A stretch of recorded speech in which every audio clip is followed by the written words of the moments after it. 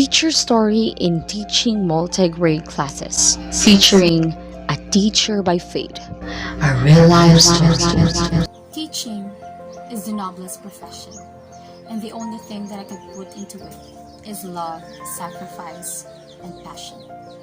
Since then, it is my passion to be a teacher, to educate them and to instill moral values. 2014, when I started to teach in our Sunday school at Harvester Christian Church in our ministry. I really love to teach kids, especially when they smile, when they laugh, and when they say the golden word, thank you, as their appreciation. I always say to them that they have to do their best in all the situations. Even though now I am not a professional teacher or even a licensed teacher, but I feel how to be a grade, to be excited to teach children. On the first place, they're shy, they're scared of their teacher, but step by step, I can still see improvements. I can see progress. I always encourage them to be faithful, to be good as a person, as an individual, and also to love God, most to love God in their hearts. Every Sunday, I am so excited to go to church, especially when it is my schedule.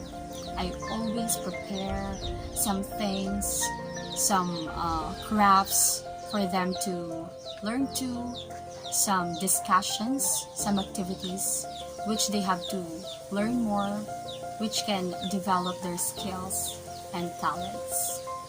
As a teacher, it is very difficult, especially dealing with different kinds of kids, especially with different kinds of characteristics, different kinds of attitudes, and different kinds of habit, different kinds of likes. You have to deal with it, and you have to guide them, you have to mold them to be a better person. Not only teaching them related to school, but also teaching them to have a good characteristics, to have a good attitude towards other person. Teaching is not always about having fun or happiness, but there are some instances that problem occurs, and so I experienced it. The problem was, a time came that we don't have enough materials or resources that we could teach to our students or children. We don't have any materials like colored paper for their crafts. Like, ginakakulang kami. And so, I was wondering, what am I going to do? What am I supposed to do? So that questions are always bothering on my mind. I always repeating on my mind, what should I do? What are the things that I have to do? A time came when the number of children decreases. They become few are just attending class, few are just joining Sunday school. And so I was asking myself, what are some teachers lacking about it? So I was wondering, what am I gonna do? What am I supposed to do? Because kids are going few. 3 kids are just joining the class for a couple of months. Lord, what am I going to do? What am I supposed to do about it? What's the plan? Help me about this. I was so scared that time. I was not able to sleep well because of thinking about it, on how I can gain again some students or children to attend the class. And I believe that a classroom without students is useless and worthless, because students are the heart of the classroom and the heart of the teacher. I carry the burden and cry to the Lord about the situation. I don't know what to do, because on my heart, I know that I want it. I want children to come back, because I want them to know more about Jesus, to learn more, and to know more about God. I was the leader that time, and I don't have any idea, because so far I have no vision. I can foresee that situation can happen. And I also experienced that a kid asked me, "Ma'am Camila," and that word really gave a pain to my heart, that my heart would crush about that word. "Ma'am nga Camila, how?" So I can't answer that question quickly, because I don't even know what's the answer. So I realized that teaching must be mixed with prayer and patience, because I do believe that something could happen. So that night, after that situation, I go to my room and pray for God. "Lord, am I a good teacher? Lord, give me some wisdom and help me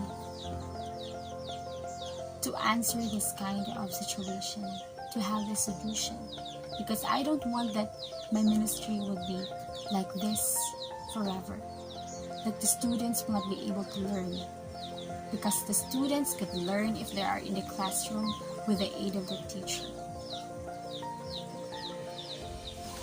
So while I'm praying, God talked to me. God spoke to me that, "Chasel, here's the answer. Here's the plan. You have to make a plan related to children, a program that could encourage all the children to come back." And I plan that time. I plan a name. So I make it as a program, a DVBS, which a DVBS stand for Daily Vacation Bible School. So after that meeting, I decided that we will have a visitation. We'll be spreading and going through some house with children and encourage them to join that program, which is the DVBS. So I make a waiver that could allow their parents to have permission, to have their guidance about those children. So that time, we are so tired, we are so exhausted because it's hot, but we have still patience. We still persevere for students or for children to come back in our church. So that time, God reminded me to persevere. God reminded me to be patient, to be strong, and to rely on Him.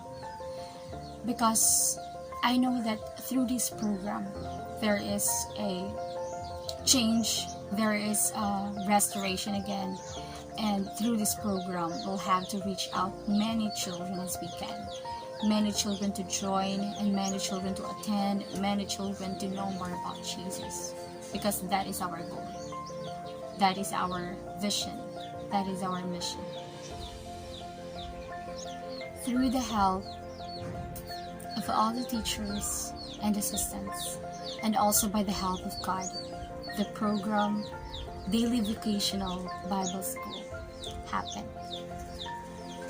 And these are the things happened during our DVBS.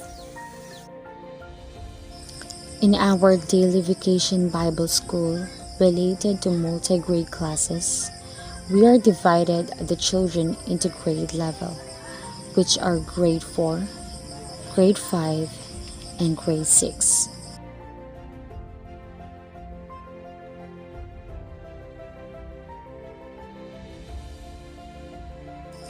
They are teaching in one place or one session, but in different corners.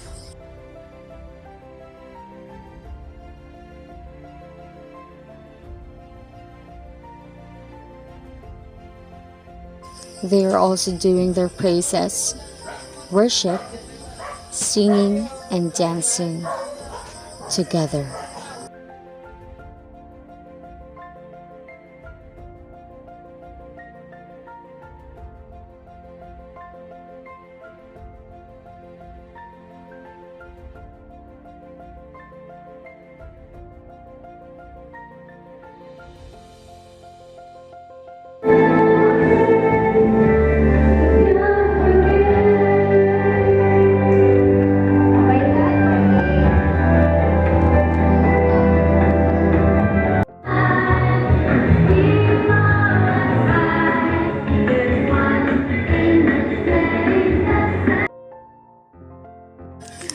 Although it is hard to teach children at different grade levels at one session, because you have to deal with different kinds of attitude, different kinds of behavior, and different kinds of characteristics.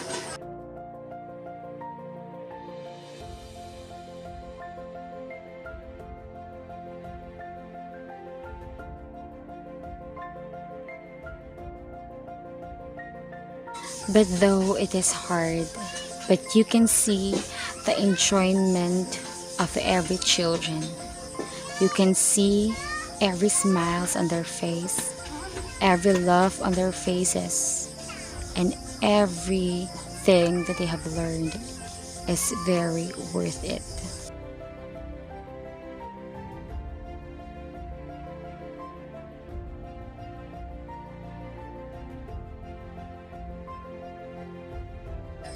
What I have learned in teaching multi-grade classes is that even though how hard it is, even though you have so many obligations to do, but I can see and I feel that they have gained many learnings. They have gained many knowledge about what they have learned. They also make their crafts by group and individual, and I can see that they use their own skills, they use their own talent to make sure that their crafts are well appreciated, are good, and interesting.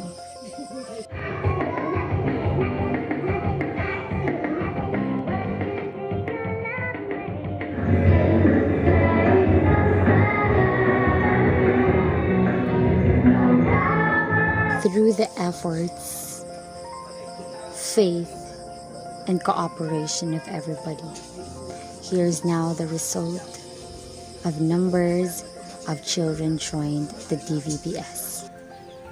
I believe that education is the key to success. And if there's help, cooperation, unity, and most especially trusting to God, we can reach victory. This is Hisu-an, and this is my story.